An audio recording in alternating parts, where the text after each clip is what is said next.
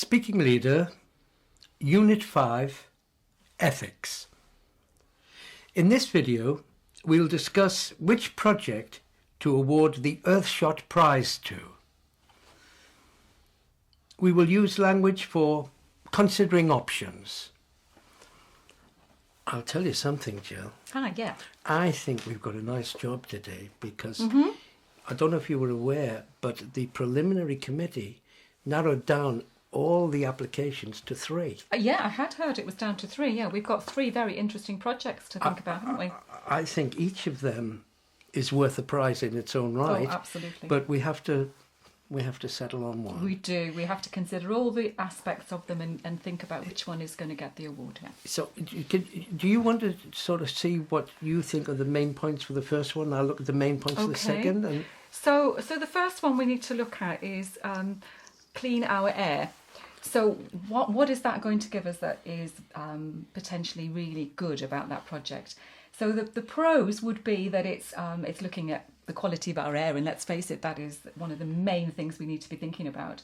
It's also looking at how it affects the vulnerable and lower income regions of our world, you know, the disproportionately affected people. So that's really important to think about on that side. It's also, it's a very large environmental health risk, the air quality. So, you know, we need to think about that's a long-term issue, and that's a factor we need to take into account. I think you're absolutely right. I think this is definitely a contender. It's actually got impacts on lives, on human lives. Yes, now, hugely, yes. I mean, the only thing I was wondering what you thought... It says the project supports the development of new technologies to monitor, reduce and eliminate. But what are they talking about? Yeah, you're right, actually. That is, it's not clear, is it? No. It's maybe not as clear as the other projects. So we need to consider that, yes. Yeah, I think if we were giving this one a sort of A star, we might remove 1 star. Okay, that's one way of looking at it, yes. Okay. Now, the second one I quite like. It's called Project Restore, and it's to protect and restore nature. Yes, yes. And I noticed that it's using artificial intelligence to help landowners and communities to track and restore degraded ecosystems. Now, that's a laudable aspiration. I have no problems with that. And I quite like the main aims, which is reforestation, soil restoration, and other conservation efforts. I'm always wondering when they say other conservation efforts. Yeah. But with global goals to restore biodiversity, reduce carbon emissions. So it's all good, but is it a bit sort of mother's milk? Well, I'm not quite sure what you mean by that, my mother's milk. Maybe you could expand that for me. What do you mean by that? Well, it's a kind of, maybe it was when I was young, we said, oh, it's like mother's milk. Well, everybody agrees. Okay. So overall they agree, but other is, you know, right. I always ask, what are the specifics? Yes, I understand now. But I do think if we think about Project 2, protect and restore nature, yes, we have to think about the long-term benefits and the impact it has. And it is a major issue in our world now, and we do need to think about that they are talking about long-term impact, but also having some immediate effect. And that's important to consider. You're right.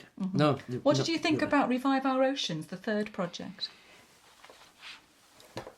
First reading, I mean, yes, they're all worthy projects. I mean, we can't we're doubt clear that, on that. In a sense, I mean, I'm unfortunate. I've never been to Australia.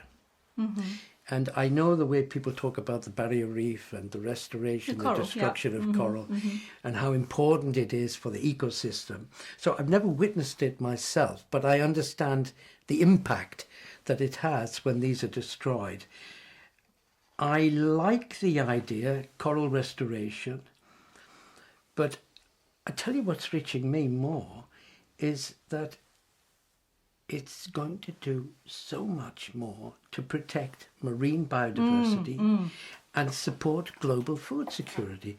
Now, in a sense, when we're weighing it up, the clean the air saves that humans. has a huge urgency, doesn't it? It does. That we need to consider.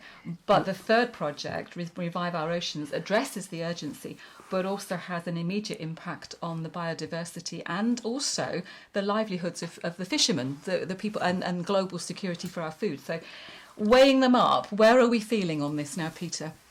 I think I've got a strong feeling towards Revive Our Oceans, because I think it is addressing the scale and urgency, but also a huge amount of people that is impacted by it, from the workforce that get their benefit from the sea to the food chain that we need. I can't dispute what you're saying, but I'm just keep getting dragged back to those babies and young people who are.